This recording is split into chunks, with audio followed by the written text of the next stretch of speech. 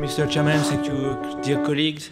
So I'm supposed to give you a very, very fast image of where we are now with LA occlusion therapy.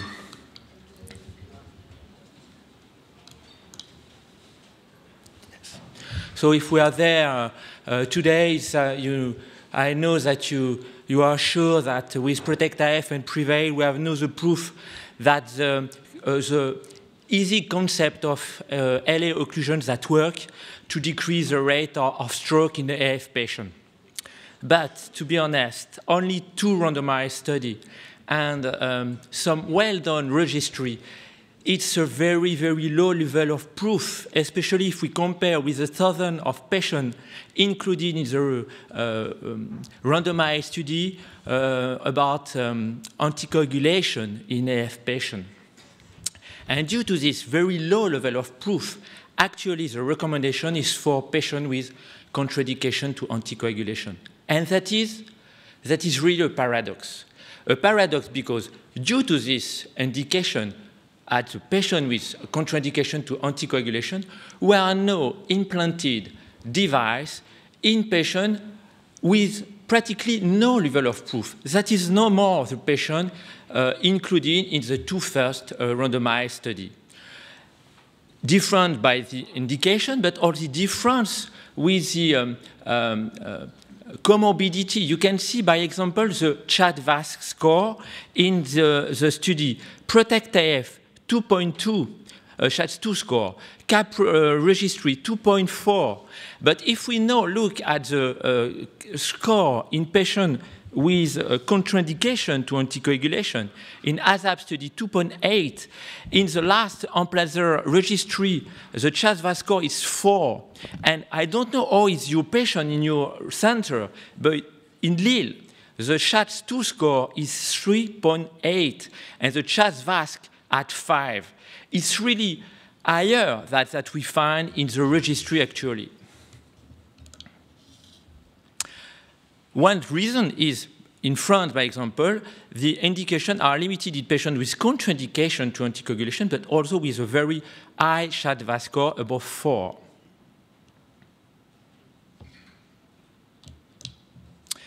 And to prove that it's really the first indication, if we look at the European survey, actually 86% of the patients with the device implanted are patients with a contraindication to anticoagulation. So that is the reality today of the indication.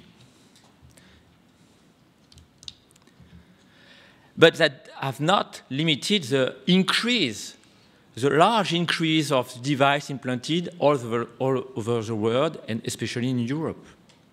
And that despite a clear problem of budget. In Europe, the device is reimbursed only in 3 countries. In the majority of countries, the device is paid by a special budget in the hospital. So, problem, imagine what could have been the increase of the device implanted without this problem of budget.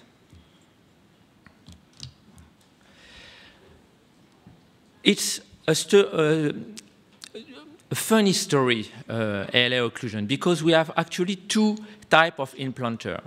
The interventional cardiologist with a background of septal defect closure, a background of TAVI. On the other hand, the electrophysiologist with a background of manipulation inside the left atrial with a background of transseptal approach. Who is actually the implanter in general? Generally, in first, if we look at the survey, European survey, you can see that the majority of the implantation are done by interventional cardiologists. And we have now a new couple, a beautiful couple of electrophysiologists associated with interventional cardiologists in 1/4 of the procedure. If we look at the data from the market, the number of implants by the interventional cardiologists is higher, more than 1/2 of the implant procedure. I don't know if you can have a question. Who is the implanter actually in your center? I have the impression that actually electrophysiologists are more and more interested by this technique, and I think that the number of electrophysiologist implanter will increase.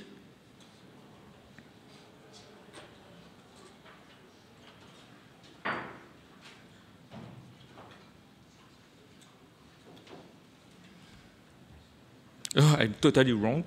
So it's a market, that is, as in the market, more than one half of the implantation done by the interventional cardiologist. But I think that it's not the problem. Because now we are in a multidisciplinary approach, and the problem is not who is the implanter, the problem is who will be the cardiologist with the recruitment. And to do that, we must go to see the specialist with the organ with the bleeding complication. We have to go to see the gastroenterologist, to go to see the neurologist. And it's a long way, a long staff. There is a neurologist, I don't know, but it's extremely difficult to convince a neurologist. Are you convinced? Yes, one. So it's possible to convince a neurologist. The other problem is when we do that, we are now some very, very sick patient, and it's why probably the population is changing. And complication is a major problem, and all the data shows that with the comorbidity, you increase the risk of complication, the complication rate. I would like to show you this study published this month, but I think it's an excessive study because the complication rate is 24%. It's very high, but I don't show you for that. This study shows that the complication rate is associated with the volume of the hospital, of the center. This figure is impressive. And if we look at the survey, 73% of the center implant less than 10 devices by years. And if we look at the market, more than 20% of the center implant less than 5 devices by years. It's crazy. We can accept that the complication rate move between 0 and 10% for tamponade, 0 and 8 for bleeding, 0 and 8 for stroke, 0 and 20 for device dislodgement. So I think that we must have some threshold in device size. By example, in France, we must implant 25 devices by year. And I think that it's the work of the guideline to be more strict and more strong.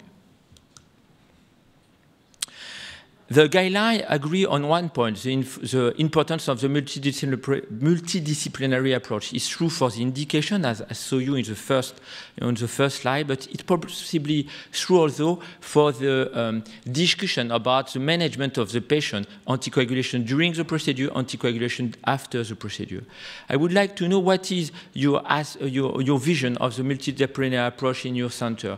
Is that never, because you are a strong cardiologist? Is that only for the indication? Is that for all the management? Do you decide the anticoagulation after the procedure with, by example, the gastroenterologist? And do you have a multidisciplinary team inside your center? No, you have no. No. Okay. So no question for you. That is. One other point is the barrier for large-scale adoption today. For many, it could be reimbursement, the problem of guideline. So I have a question there? Okay. So the question is, what is for you the most important limitation for adoption today of the device? Reimbursement, evidence, too high complication rate, or guidelines are not enough?